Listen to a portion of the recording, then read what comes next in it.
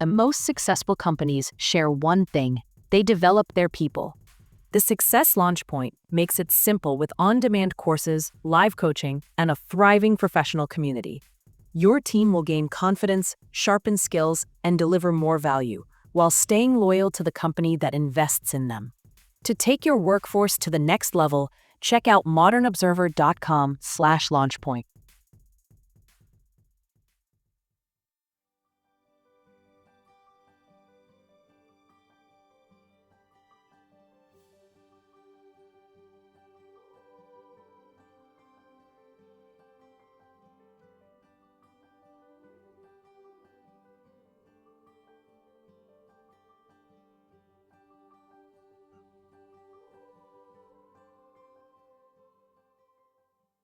We are lighting the candle, a world that works.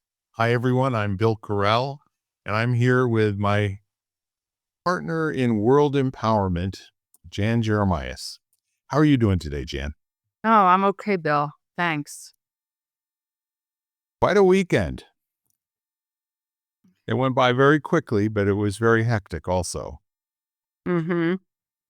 And there's, a lot of background information going around with regard to this nor'easter that we are experiencing. Some are getting more the brunt of it than others. From our standpoint, I don't think there was really much of anything that was a little bit of rain and some wind, but not terrible.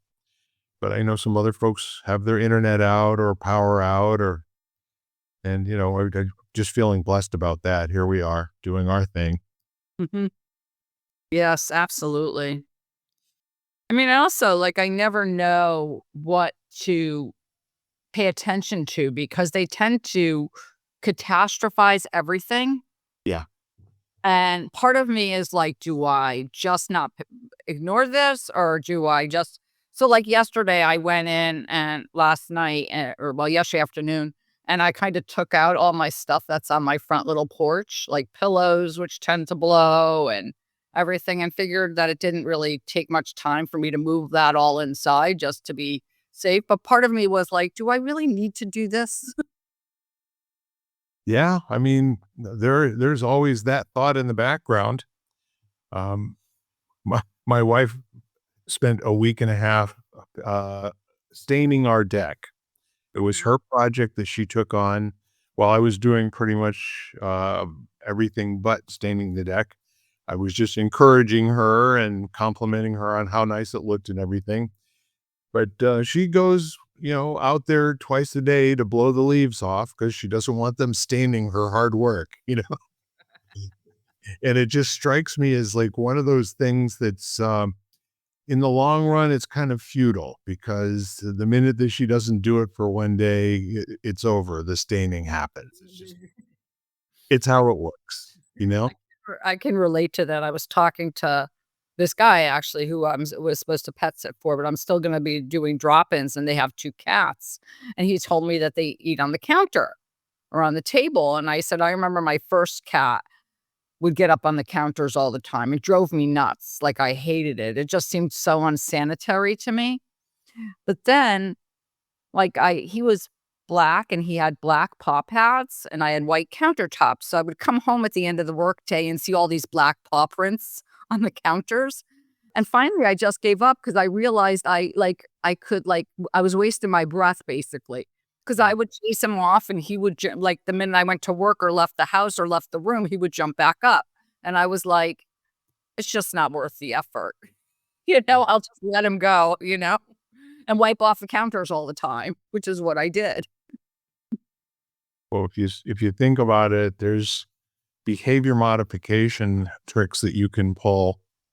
They hate walking on aluminum foil for one thing. Right. Yeah. Or a water bottle people will use. And I think I tried that, Yeah. but, you know, but I wasn't doing it during... He was great. He would jump off if he got on, if I was there to squirt him. But I thought, unless I have an automatic squirt gun, that's going to squirt him when I'm not home, basically. And so I was just like, nah, it's okay. I won't bother doing this anymore. But how much do we do that in our lives though, Bill? Like, where it's almost like as we're talking about this, as we like kind of like we force something that can't be forced, or and it's almost like, why am I still doing this? Yeah. Yeah, my thought is to find out if there's something we can spray on the deck that'll make it easier to remove the stains without having to do a power washing, right? Mhm. And there might be some sort of an application that we could put on. But I think you're absolutely right. I think there are things that we view as being inevitable that we're constantly obsessing about, if not in action, then at least in thought. And those are the things I think that kind of take us away from the really important now. Um, but it's like there are so many things competing for attention. I mean, just from a family standpoint, I've got a half dozen things that are going on right now with loved ones that it's going to be a while before we have any more information. So it's kind of like a thrownness to being concerned about it. And at the same time, there's not a darn thing to be done or can be done. So in the meantime, maybe just a little quick prayer and let it go away. Yeah, and I do think that if you can't let it go, offering yourself some grace, because I was talking to a friend of mine the other day whose husband's sick. He has like the flu. But I guess a number of years ago he got the flu and it ended up affecting his heart, and they had to hospitalize him, and it was very scary. So she said to me, I try not to panic when he gets the flu, but it's really hard. And And then I was talking to another friend who has a similar situation with her son, not about the flu, but about illness. And we were chatting about it. And I said, it's almost so hard because because I have things like that, because it creates this physiological response in you. Like your heart starts to race, and it's almost like you have a physical reaction when like you hear some, like for her, she hears the flu and she gets like all of a sudden her stomach starts to get butterflies, or like a nervous stomach, and her heart starts to race, because automatically we go into that sort of panic mode, and it almost isn't preventable. And we were talking about sort of letting that happen and not getting overly critical about the fact that it happens. I mean, I wake up in the morning, and the morning is like my anxiety time. I tend to be very anxious in the morning. Yeah. And I used to get so upset with myself. And I've tried, I don't know, I've tried probably a zillion like methods to like prevent that, from essential oils, meditation, or whatever. And I've figured out some things. And I think the best thing I could do is just like sit back and go, first of all, I'm like, oh, okay, well, that tells me I got up this morning because it happened. Yep.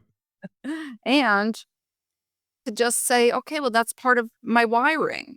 And, I do the tools I know so that it doesn't so it doesn't maybe get worse or whatever. But I also don't get overly critical with the fact that it happens anymore. Or I try not to, let's just say that. Yeah. Yeah. There's lots of opportunities to continuously waste energy and thought chasing, good energy after bad. Do you know what I mean? When if there's a way to just kind of complete it and have it just it's going to be there. I know it'll remind me later on. Now I'm going to get back to what I was worried about or looking at earlier. The essence of being present, it just takes a very, very amazing amount of dedication. It takes discipline. It takes being stronger than what's going on in your life. And from that standpoint, um, it's pretty unreasonable to just tell the world, I'm not paying attention to you for a while I'm paying attention to now.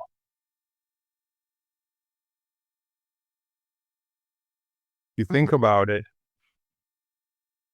that's not something that people can do for more than moments or minutes or maybe even hours at a time. Sooner or later, the impinging force of what's actually happening and going on in the world and the updates of that and the reports from loved ones and others, it has to occupy the space for a moment or two every once in a while.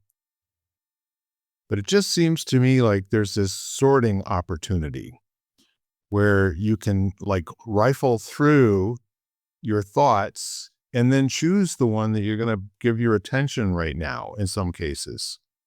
And wouldn't that be nice if you could actually make a decision that now I'm going to be concerned about this for a minute or two? I mean, I love what you're saying, Bill, but also I think that between all the stuff that tends to, let's say that we're pulled into, all the stuff we're pulled into, and then all the stuff that we hear and the overstimulation or whatever, I think the thing that presence does provide is glimmers of peace Yeah. or just calmness in a very chaotic world. And I think about that gift for myself. Oh, here's mine. So we're pausing for a moment here because we have a guest who's arriving. And Jan, maybe you can take a moment or two to kind of introduce Mike before he comes on. And then we can do it again when he's there. I don't know if he can hear us right now, but his microphone is off. Yeah.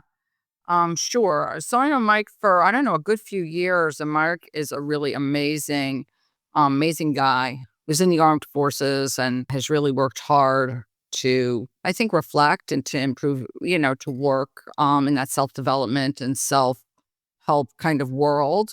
I mean, he's a wonderful, wonderful songwriter and creator. So really, really amazing stuff, and how he's actually used music to heal a lot of what happened in his life or is happening in his life. Sure. Yeah.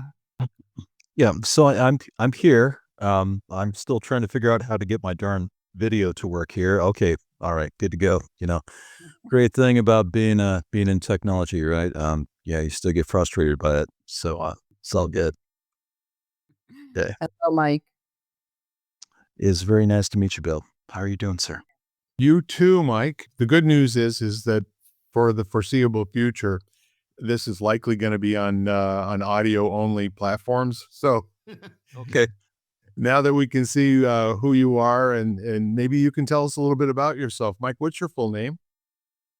So it's Michael Williams. Yeah, that's really helping you out here. Yeah, the great thing about having the name Mike Williams is you can hide in plain sight. But yeah, yeah, full name is Michael Williams, and my background's pretty simple. I've been a musician. I started creating music and playing music when I was 7 years old, and it doesn't mean I'm any good. But from there, I took the very linear path of um, going from a professional musician up in LA, which means I was starving and looking at people that could play a lot better than me, also starving. Yeah. To military, and I was a combat medic. I did that for 10 years. I served in special operations. And then the epiphany occurred, Bill, when I was in Haiti. I was working with third group special forces, and a guy on my team got hit in one of the most creative ambushes I've ever been in. And so I'm patching him up, and I got bullets flying past me, and I'm just looking at this as a professional, saying they take all this time and energy to make this amazing ambush, and they can't shoot straight. And it's all about the basics. And it was a couple of days later that I figured out, um, though I was being professional, perhaps I should find a job where people aren't actively trying to kill me as I'm working. And so I spent 25 years in IT. Genuine aha moment, isn't it? Yeah, yeah, and, most people would say, "Man, this guy's stupid." I'm like, "Yes, I was." All right, but yeah, I figured it out. So, it's all about being able to laugh at yourself and do it with a sense of humility. And so, yeah, that's me. That's wonderful. And where are you in the world right now, Mike? So I'm in San Diego, California. Sweet. I've been there a couple of times. The most recent time was, I think, 1988, by the way. I was visiting relatives there in a little sleepy little community called Poway. I know exactly where you're at. Yep. Yeah. And it's no longer a sleepy little community. Yeah, it's much bigger. Yeah. They were in a brand new home at that time. Beautiful neighborhood. But you still could see most of the hills, which were breathtaking to be sure. So they were in a little kind of a small canyon, if you will. And it was really a nice trip. We wound up going down to the San Diego Bay and took a boat ride. And with Nice. a neighbor had their boat out on on the water, and of course we got pulled over by the Bay Patrol because we had way too many patrol and not enough of anything, in terms of life preservers and all the rest of that sort of thing. And of course, they did have alcohol. There were open beers and everything. So the the authorities were really cool about it. They basically said, you need to go back and put about 5 of these people on the land. Then you can come out here and we don't care what you do. Nice. But that was good Lord, 40 years ago. Yeah. And it's amazing because you're only like 23. So yeah, it blows my mind. Yeah. You noticed that. Yes. Yes, I did. Next birthday, I'll be 23. Yeah. So I'm glad you're here, and I'm very curious. You've got an interesting backstory. You're a musician. Do you play guitar or multiple instruments? What's your favorite? So I play piano and percussion. And if you know anything about those instruments, they're both percussive. And I started out playing piano. And here's the great thing about playing piano is you could be 3 years old, and as long as you can press down a key on the keyboard, you're playing the piano. And when I chose to go into percussion, and I do mean percussion, not just a drum set, but actually playing in orchestras, which I have for years, I chose percussion for one reason. And it was the same thing as being a kid, being able to press a key on a keyboard. If I can hit the head of a drum, then I'm playing an instrument. And I grew from there in terms of, after 10 years, I deployed multiple times in special operations overseas. And I'm fast forwarding you a lot of years here, but it's how I can reflect. It's how I can celebrate. It's how I can unpack things. It's something that I find that I speak a lot better through music than I do through words.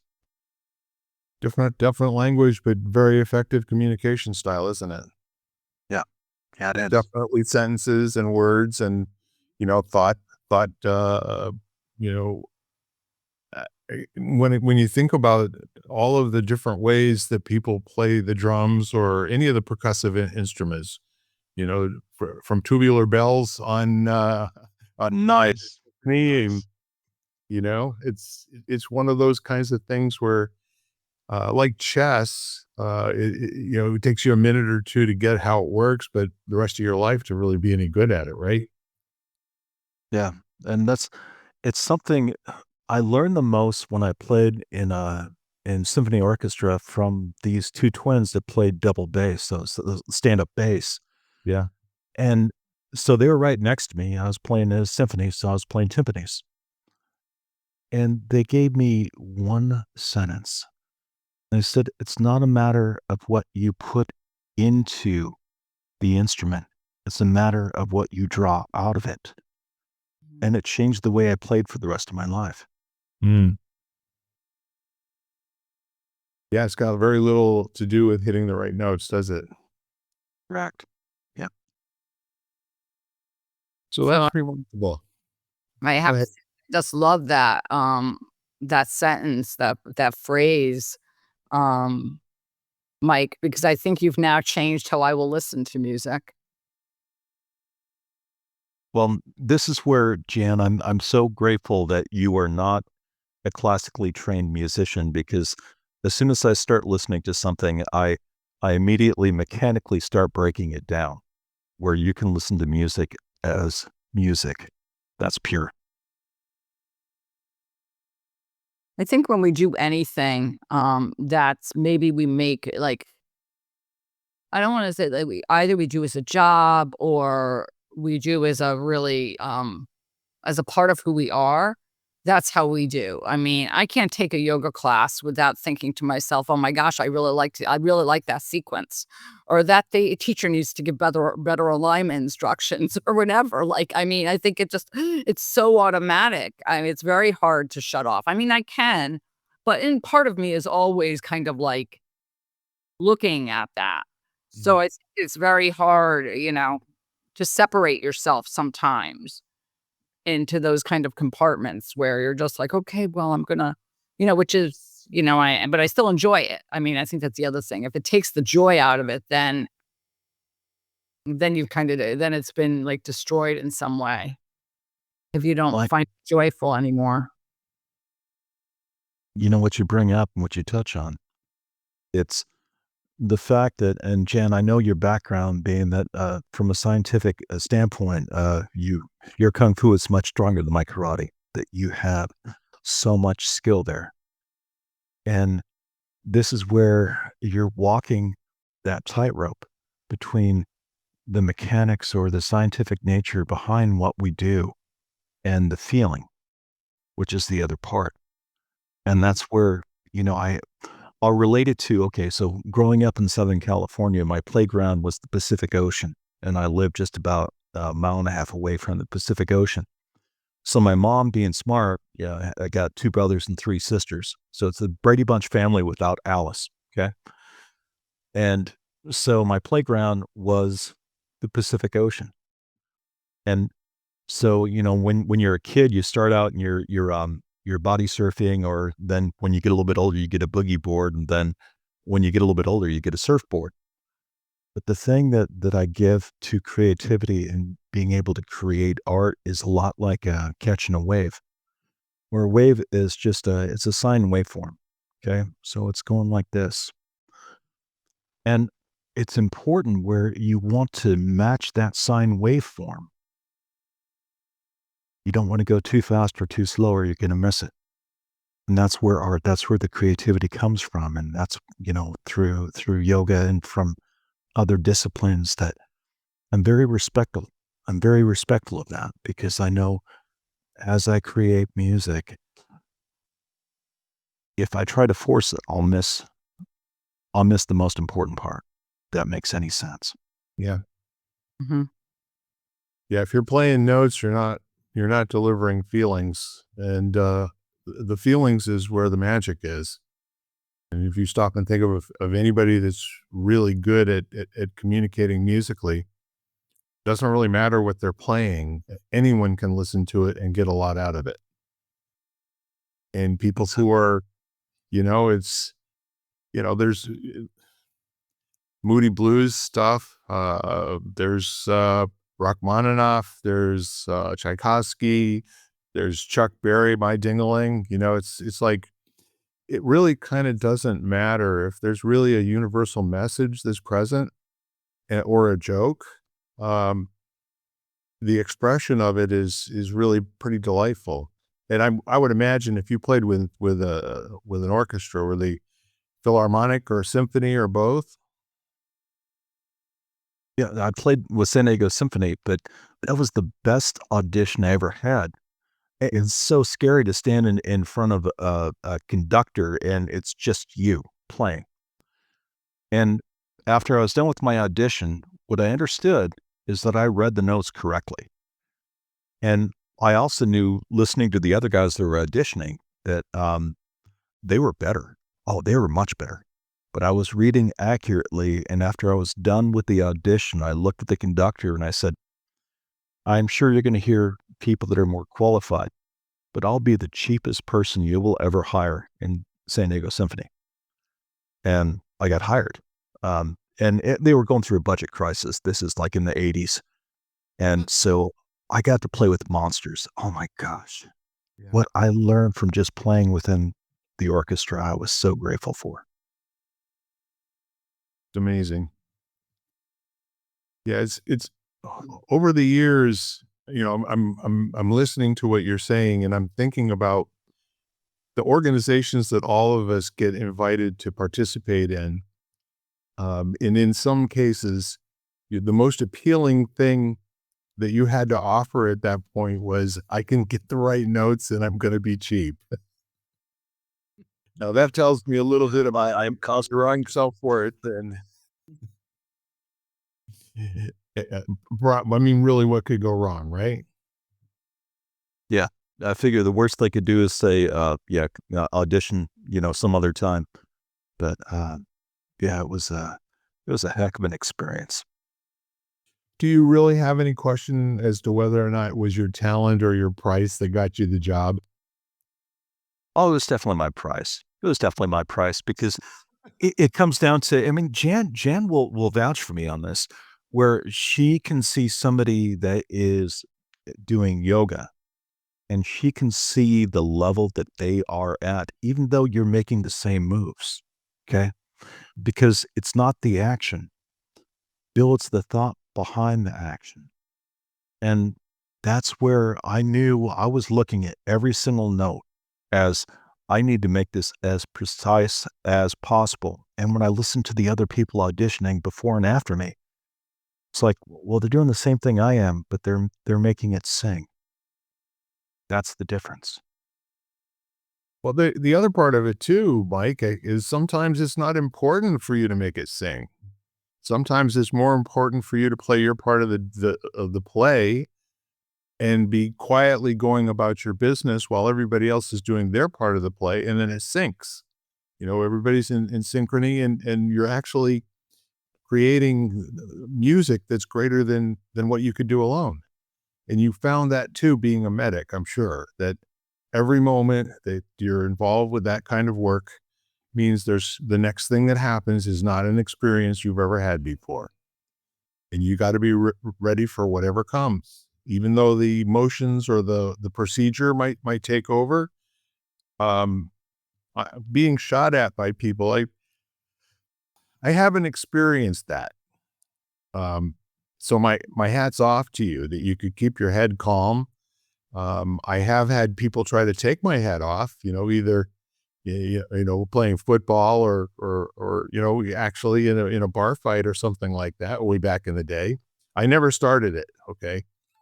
Let me go on the record right now and tell you that I'm a lover, not a fighter, but every once in a while something just happens, and a little bit of training helps you be grounded, in terms of being able to keep your cool and not panicking. So here you are with all these diverse, experiences, and what you relate to the most is I'm hearing, the compatibility with a particular wave at a particular moment in anything that you're doing, being able to get the most out of that synchronicity. Kind of a fun way to play life, whether it's on a boogie board or in an orchestra or jumping off of a helicopter to go save lives. Yeah, I was tactical airborne, and there's only two things that fall from the sky. It's bird poops and dumb poops, and I'm of course editing that for obvious reasons. But you know, Bill, there's no bravery in just being shot at.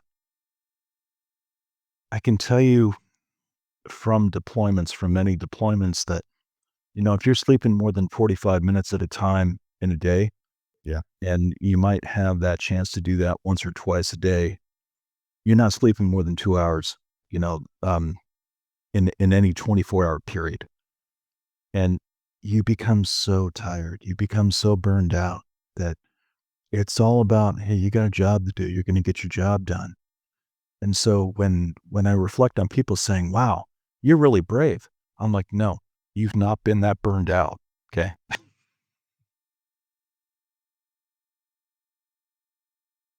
Yeah. If you'd have been acting out of bravery, most of the things you did in your life, you would never have attempted. So right. Yeah, there's something that I found. So being a field medic, so being a combat medic, I'm in the field. And it's you figure out how to make things work because all you have is what you got in your bag. So I carry a combat load, the same thing as everybody else, plus about another 50 pounds. It's to take care of the team. And so you don't have everything you need. In fact, you never have the things you need that you get creative. And I'll share with you, there's two things that I'll share with you, Bill. The first is I had a guy, and this is in Bosnia. I did 2 tours in Bosnia. On the first tour, there's a lot of IEDs, a lot of improvised explosive devices on the ground. So I got blown up more than once. My convoys got blown up more than once. And I had this one guy on my team that, we got hit, and I was able to pull him out, and he was unconscious. So right away, you're worried about, head trauma.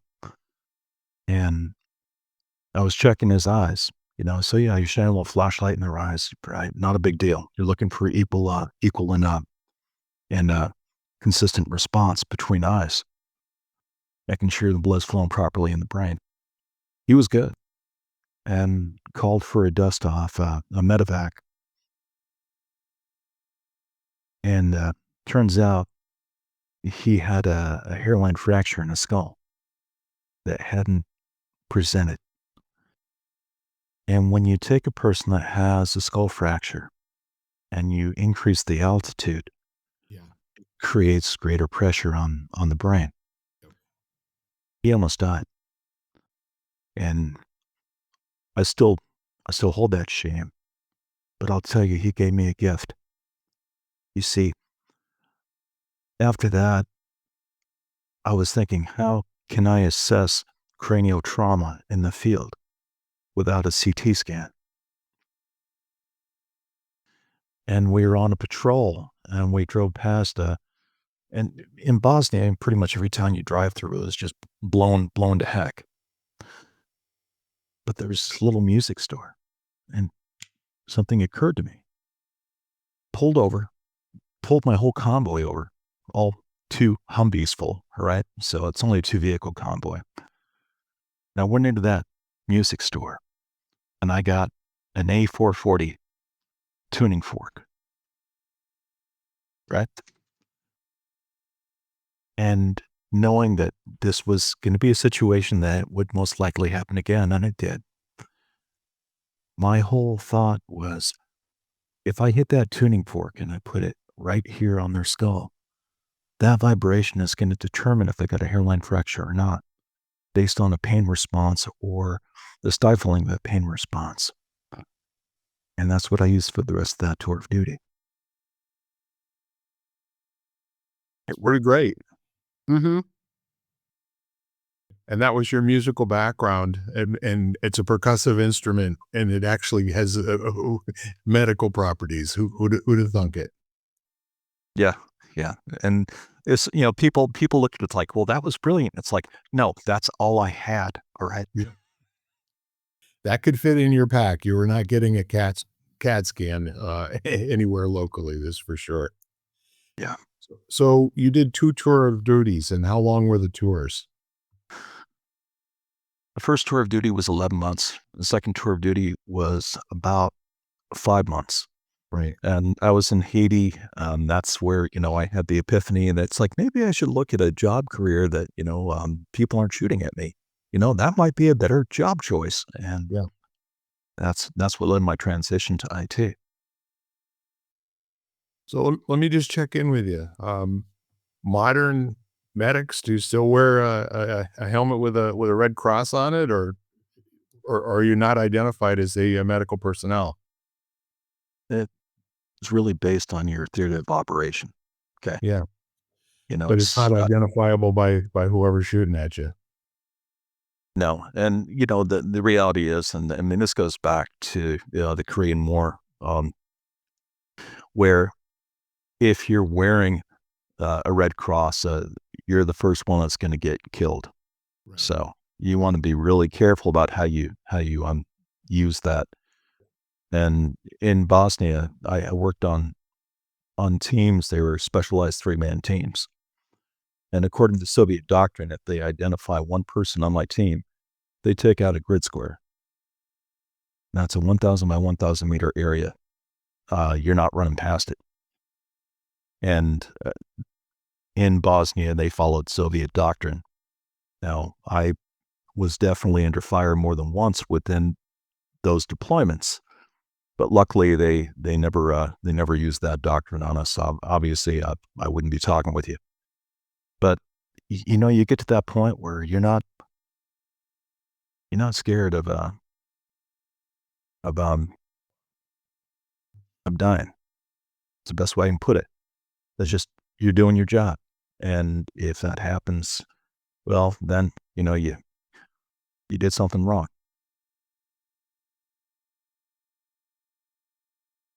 It's kind of an interesting way that you said that. Um,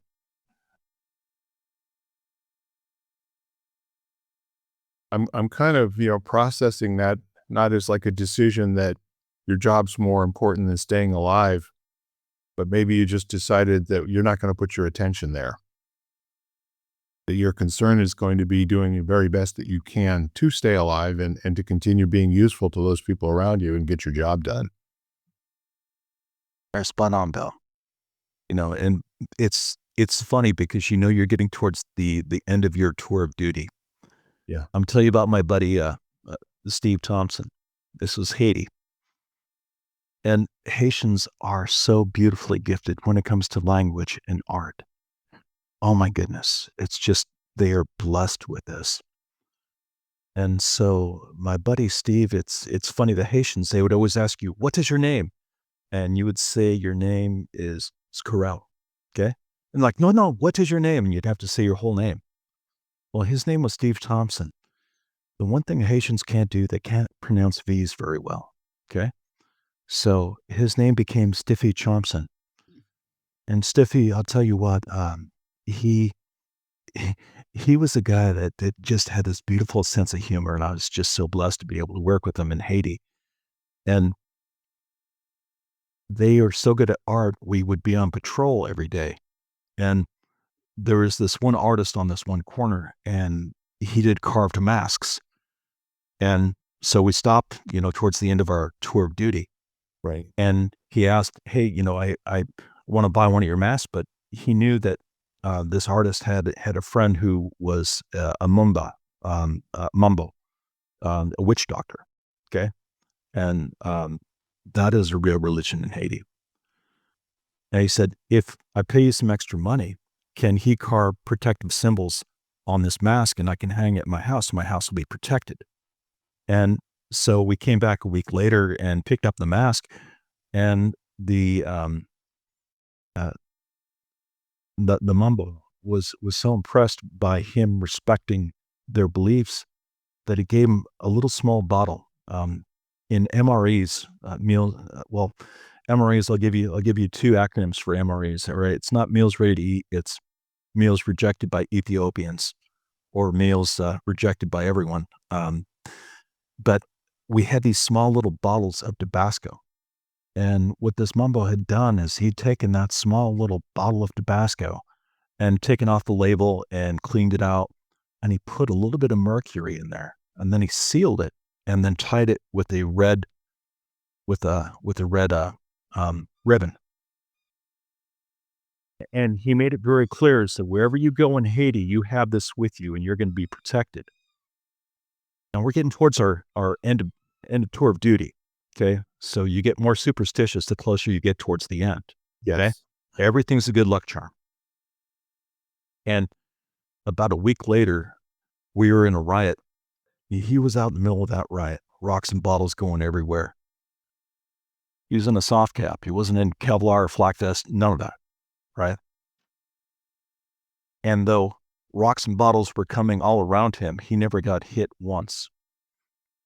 And so the next day when it was my turn to lead the convoy, the question I would always ask before we roll out the gate, Stiffy, you got your bottle? And he's like, got it right here.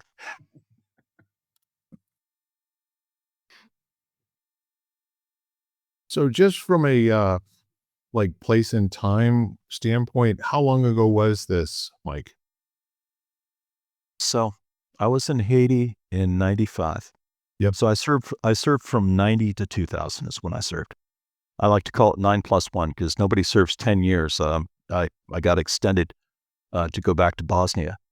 And so, yeah, I got to go to Haiti. I was in Bosnia twice, was on other deployments around the world. And based on what I did between being a combat medic and what I did working on teams, and when I say working on teams, I should say I worked on 3-man teams, and we were attached to other groups of more elite nature than myself.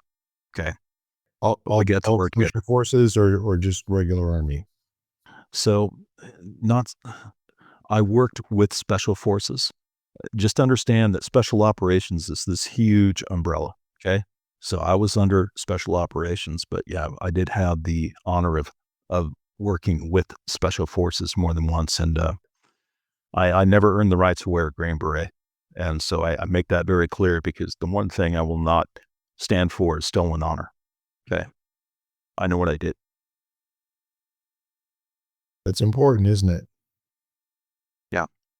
Some people have revisionist memories, and they don't do it to impress themselves. But I guess everyone that I've ever talked to that's been in combat has said there's nothing to be proud of. There's no honor in taking a life. There is no honor in taking a life. And the greatest honor is to be able to honor those people that didn't make it back. You know, carry them with you every day of your life. Yeah. So since then, obviously you've been busy doing something. Yes. What are you up to these days, my friend? So after I got out in 2000, I spent 25 years, 25 years plus in IT. I still maintain over 16 certifications behind my name, and I work for them. Okay. A lot of people that get alphabet soup behind their name and then they're not worth anything. It's all about doing, Bill, what you're doing. It's connecting, Yep. right? It's connecting, taking care of people. Recently, what I've been doing over the last several years is I've been working with the Harmonetics Project. And this is something, coming back and seeing through me.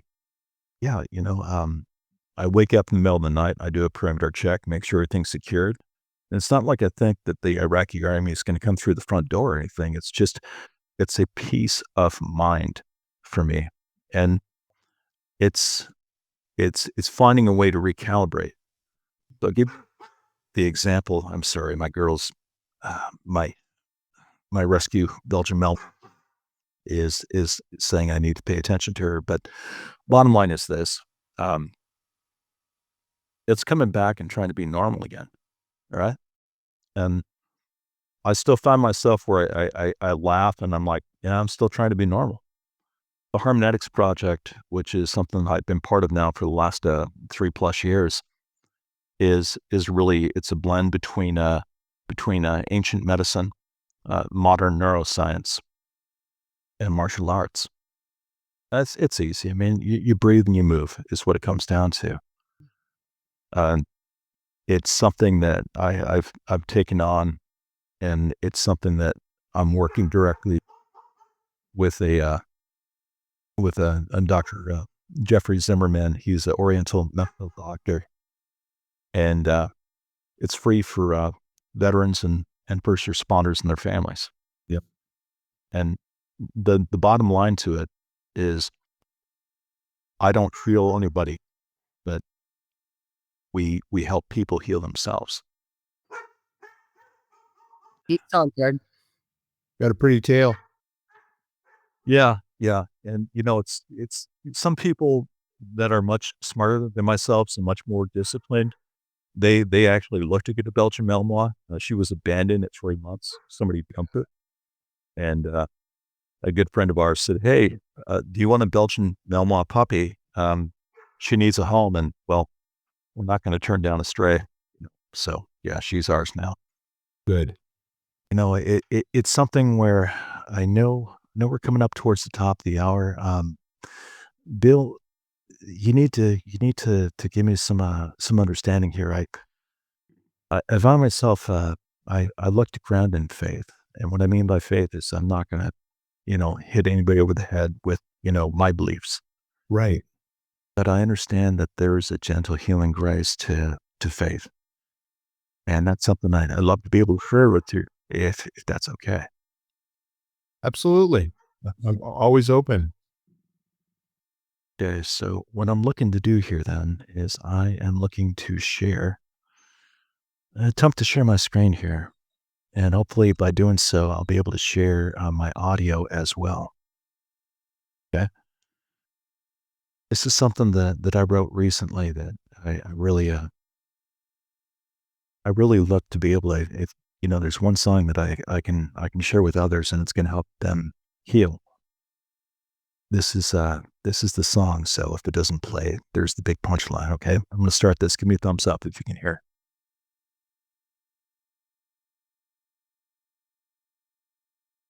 I take it you can't hear that. All right. Okay. Well, I do apologize. I know this platform is something I'm not as familiar with here. So you can see my screen, you can see the audio. You just can't hear it. Yeah. It looks pretty intense. It looks great. I, I just sure wish you could hear it. That's all. This is something, it looks like in this platform, I can't share my audio. So I do apologize about that. But I'll give you the understanding behind any music I ever created. Okay. I'll take you back to some very unhospitable places. And the way it works as a combat medic, it's pretty simple. Somebody gets hit. I get about 5 to 10 minutes of insanity. All right? Yeah. Now make sure they're breathing, stop the bleeding, get IVs into them, and then stabilize. And the next thing that sucks in, I got probably 10 minutes of just, doing my work. And after that, as I'm waiting for medevac,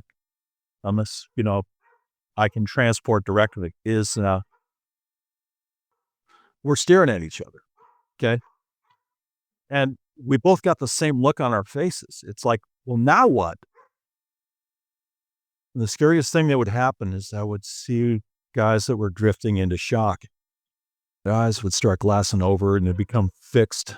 And I'm like, no. I mean, medically, I've done everything that I possibly can. This is part of harmonetics. There is an ancient form called Fagang, and that's projecting energy. It's projecting energy. And this is something where I never studied it. I found this out working with Dr. Zimmerman. Yeah. And that's where I'd put my hand on my heart and I'd put my hand on their chest and I'd say, stay with me. I got you. And I'd be putting every single piece of energy I possibly could into that person. And more of my guys made it.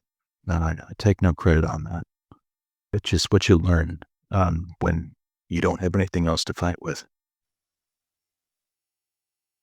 Yeah. It's pretty much all based on energy, isn't it? Yeah. And that's the purest form of communication from one human being to many. Yeah. I love it. I think it's not only one human being to another, because I think that animals do the same thing.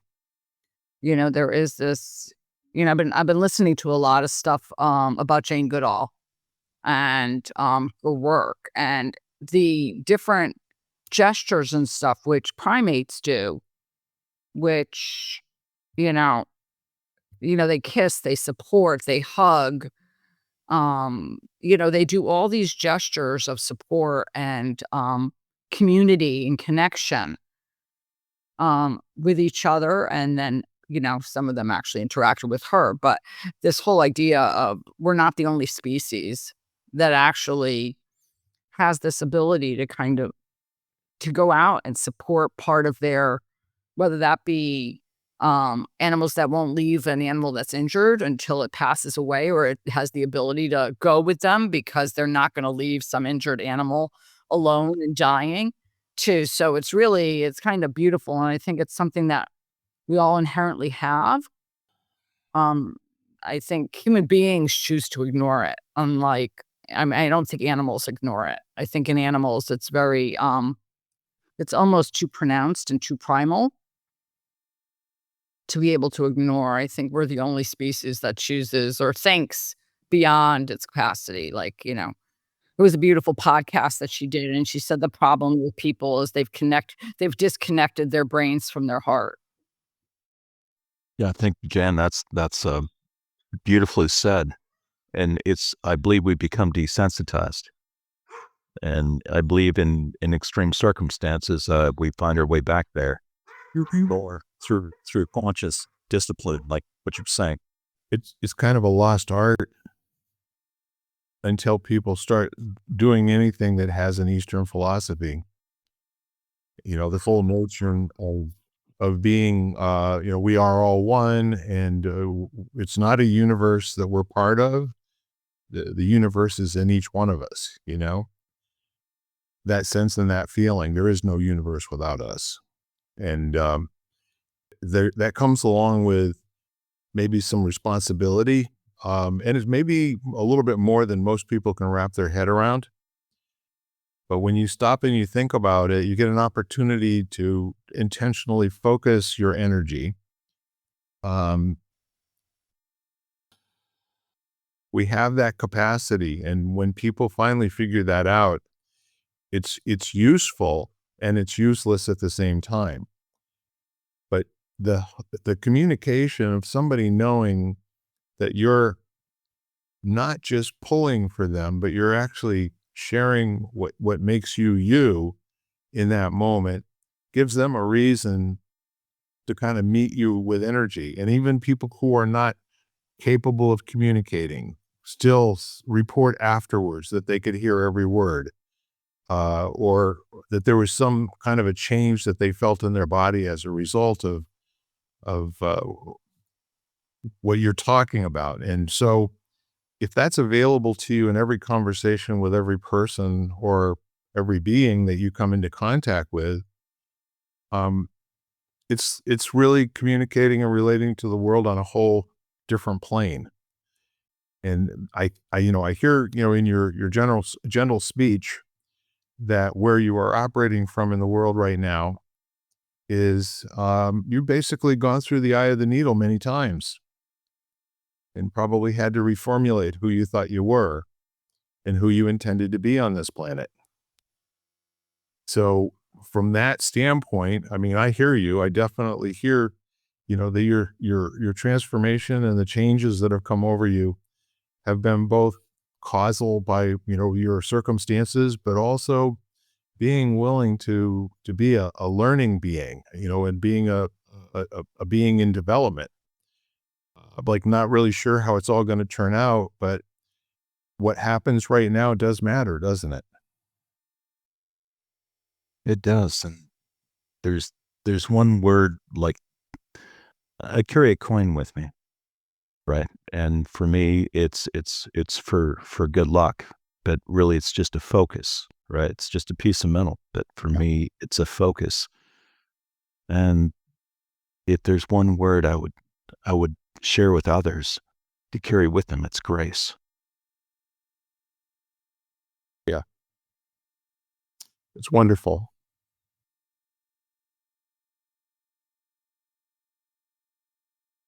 I work on that every day. Working. So we are. Yeah. I'm good for you. And I'll tell you what, it continues to be a work in progress, doesn't it? Yeah. Yeah, it does. So, Mike, is there any, maybe a wrap up or something you haven't talked about yet, a concept that you just want to leave people with? for them to maybe get interested in terms of their own lives. But there's one thing that I'd love people to be able to take to heart. It's that healing is an ongoing process. And that's for the people around you as well as yourself. Yeah. Absolutely. People talk about how dying is something you must do alone. It couldn't be further from the truth.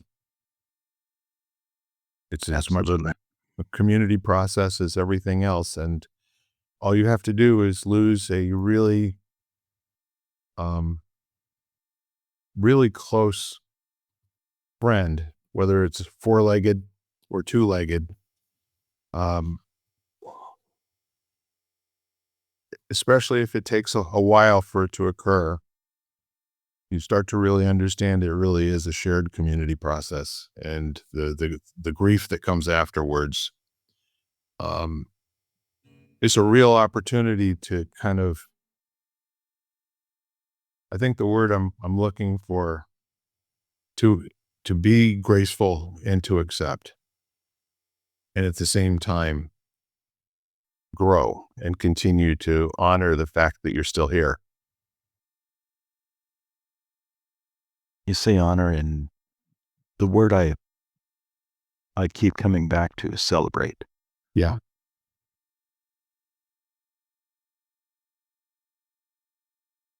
Yeah, that's a beautiful world where we celebrate instead of just get through it. That's it. Yeah. Well, thank you, my friend. It's been a really great conversation. It's not one that we necessarily usually have. I think what you brought was what I would call a really disciplined and I think palpable discussion of where you are and how you got here, and I appreciate that. It's a great sharing experience, and I'd like to know at any point if there's anything that I can do to kind of forward what you're making happen in the world or what you'd like to see happen in the world. I'm at your service. Okay. Bill, I'm honored to be here with both of you. I thank you so much. You're very welcome. Jan, any wrap up thoughts or anything you'd like to say?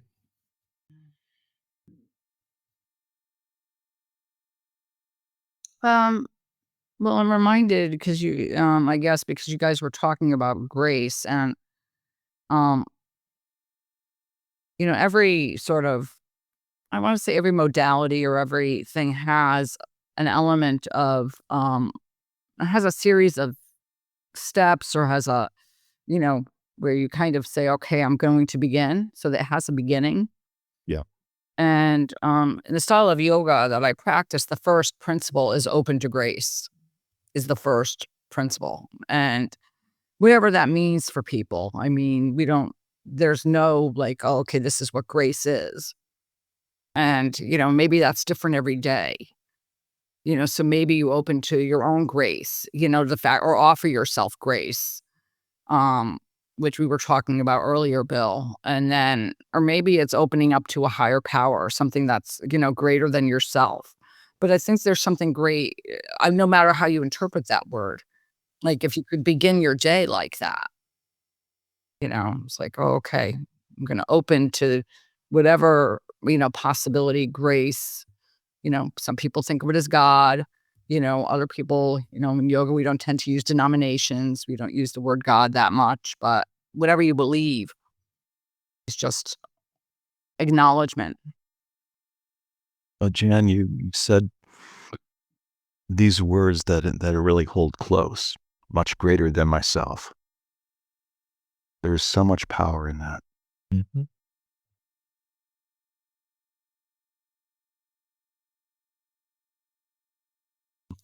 It's multidimensional, Mike, and you just can keep turning it and getting more and more beautiful thoughts and beautiful energy out of just considering the whole notion of greater than myself.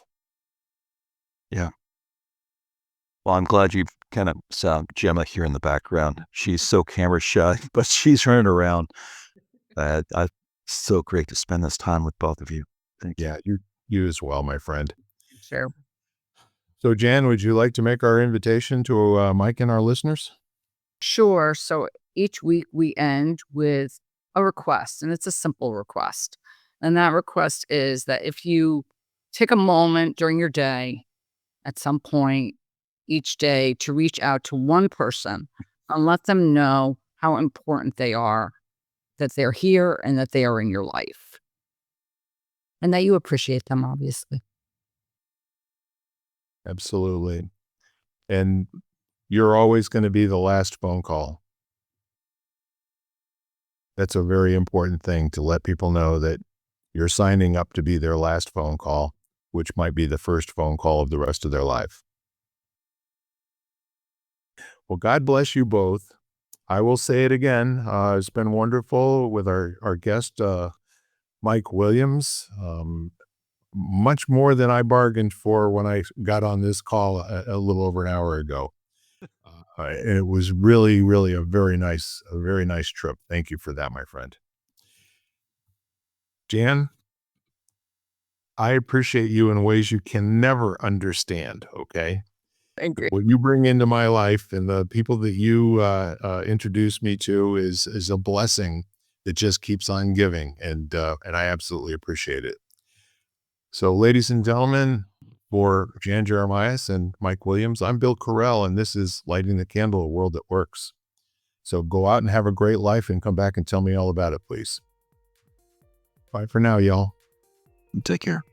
Bye-bye. You've been listening to Lighting the Candle, a World That Works, part of the Xvadio Podcast Network. You can catch every episode of Lighting the Candle, as well as the rest of the network, at xvadio.com, the Apple Podcasts app, YouTube, Spotify, iHeartRadio, Audible, Amazon Music, and wherever you find podcasts.